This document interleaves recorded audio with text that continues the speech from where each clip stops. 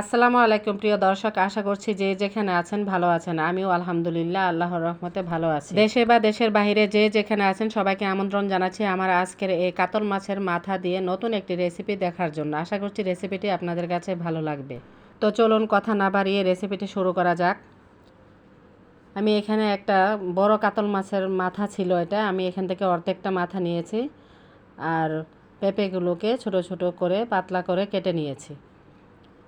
আমি আমার পছন্দ মতো পেঁপেগুলো কেটে নিয়েছি, আপনারাও আপনাদের পছন্দ মতো পাতলা বা মোটা করে কেটে নিতে পারেন। আর এখানে ধনেপাতা কাঁচামরিচ কাটা আছে। চুলায় চলে আসলাম। চুলায় একটি প্যান বসিয়ে ওখানে পরিমাণ মতো তেল দিয়েছি। দিয়ে দেবো এখন পরিমাণ মতো পেঁয়াজ।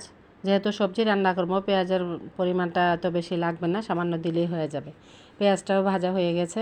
এখন আমি হাফ চা চামচ রসুন বাটা দিয়েছি। রসুন বাটাটা দিলে তরকারিতে খুব ভালো টেস্ট আসে। এখন দিয়ে দেব হাফ চা চামচ হলুদের গুঁড়া।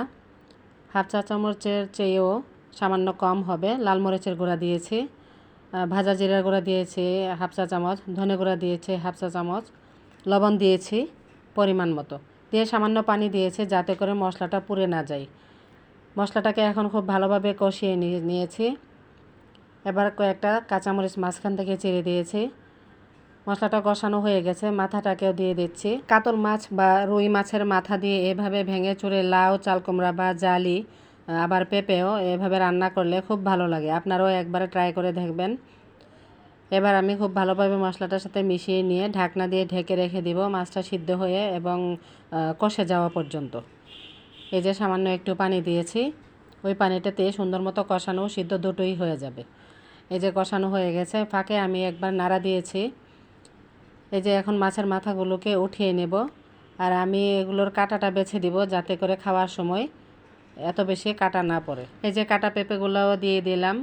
দিয়ে খুব ভালোভাবে মশলাটার সাথে মিশিয়ে দিয়ে ঢাকনা দিয়ে ঢেকে রেখে দিব 7-8 মিনিটের মতো। এরই মধ্যে পেঁপেটা কষানো ও সিদ্ধ হয়ে যাবে। লাউ আর চাল কুমড়ার মতো এত পানি থাকে না পেঁপেতে, তার জন্য আমি সামান্য একটু পানি দিয়েছি। কষানো হতে হতে আমি মাছের কাঁটাগুলো বেছে নেই।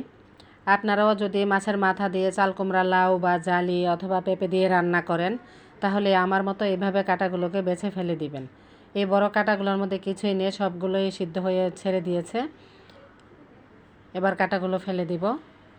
এদিকে পেঁপেটাও কষানো সিদ্ধ দুটোই হয়ে গেছে। এখন আমি মাছগুলোকে দিয়ে দিচ্ছি। বাটিটা ধুয়ে সামান্য পানি দিয়েছি। এবার খুব ভালোভাবে নেড়ে চেড়ে আরও কিছুক্ষণ ঢেকে দিয়ে রান্না করে নিব। তারপরে ঝোলের জন্য সামান্য পানি দিয়ে দেব। অফ ক্যামেরায় আমি পানিটুকু দিয়েছি। এবার ঢাকনা দিয়ে ঢেকে আরও 5 মিনিটের মতো রান্না করে নেব। এখন আমি সামান্য একটু চিনি দিয়ে দিব, এতে করে তরকারির টেস্টটা দ্বিগুণ হয়ে যাবে। লাউ, পেঁপে বা জালি রান্না করলে আপনারাও এইভাবে সামান্য একটু চিনি দিয়ে দিবেন, খেয়ে দেখবেন খুব টেস্ট হয়। তরকারিটা হয়ে গেছে, এখন আমি ধনেপাতা দিয়ে নামিয়ে নেব। আজকের এই কাতল মাছের মাথা দিয়ে পেঁপে রান্নার রেসিপিটি আপনাদের কাছে যদি ভালো লেগে থাকে তাহলে প্লিজ আমার চ্যানেলটিকে সাবস্ক্রাইব করে আমার পাশেই থেকে যাবেন। আর যদি বেশি ভালো লেগে থাকে তাহলে প্লিজ বেশি বেশি করে লাইক ও শেয়ার দিয়ে ফ্রেন্ডস ও আত্মীয় স্বজনদের দেখার সুযোগ করে দিবেন। যাই হোক, এই যে আমার পেঁপের তরকারিটা হয়ে গেছে। এবার আমি চুলা থেকে নামিয়ে একটা বাটির মধ্যে সার্ভ করে নিব। আপনারা কিন্তু অবশ্যই একবার এইভাবে মাথা দিয়ে ট্রাই করে দেখবেন, ফ্যামিলির সবাই খুবই পছন্দ করে। আর এই তরকারিটার মধ্যে কিন্তু ঝালের পরিমাণটা খুবই কম দিতে হবে। কাঁচা পেঁপে, জালি, লাউ এই সবজিগুলোর তরকারিতে কিন্তু ঝাল দেওয়া যায় না এত বেশি, সামান্য ঝাল দিয়ে রান্না করতে হয়। আবার কথা হবে পরবর্তীতে অন্য কোনো নতুন ভিডিওতে। সেই পর্যন্ত সবাই ভালো থাকুন, সুস্থ থাকুন। আল্লাহ হাফেজ।